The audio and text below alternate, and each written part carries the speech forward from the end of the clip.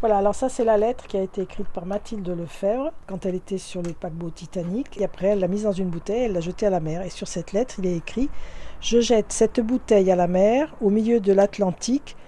Nous devons arriver à New York dans quelques jours. Si quelqu'un la trouve, prévenez la famille Lefebvre à Liévin. » Mathilde Lefebvre, âgée de 13 ans à l'époque, est la cousine de Jacques Lefebvre. Mais ça, le retraité le savait déjà car sa femme Hélène, passionnée de généalogie, a mené une vraie enquête policière pour retrouver la famille de Jacques. C'est en 2009 qu'elle découvre que sa tante Marie est morte sur le Titanic avec 4 de ses enfants, dont Mathilde. 8 ans plus tard, en 2017, cette bouteille à la mer refait surface au Canada. La bouteille, elle a quand même voyagé pendant un certain temps, de 1912 à 2017.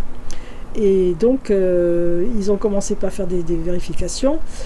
Et à l'heure actuelle, on sait que le papier était vraiment d'époque, mais ça s'est arrêté là parce qu'avec le Covid, tout s'est arrêté. Au niveau océanographie, les courants marins ont été étudiés pour voir la possibilité que la bouteille arrive dans la baie de Fundy. Et ça a été confirmé. Il y avait une chance peut-être sur 1 milliard qu'elle arrive dans cette baie parce que du Titanic, on a jeté beaucoup de bouteilles. C'est la seule qui a été retrouvée. Un clin d'œil. Une famille dont on ignorait tout et puis finalement on arrive à découvrir des tas de choses. C'était surpris et on se demande pourquoi. Pourquoi on est tombé dessus. C'est quand même curieux en ne partant de rien d'arriver à trouver des choses pareilles, quoi. C'est ça. Hein. On approfondit dans la connaissance des membres de la famille chaque fois. J'ai continué à faire des recherches. Voilà, j'ai retrouvé parce que les enfants aînés de Franck Lefebvre et de Marie Daumont, il y en a qui se sont installés aux États-Unis. Ils étaient déjà partis avant.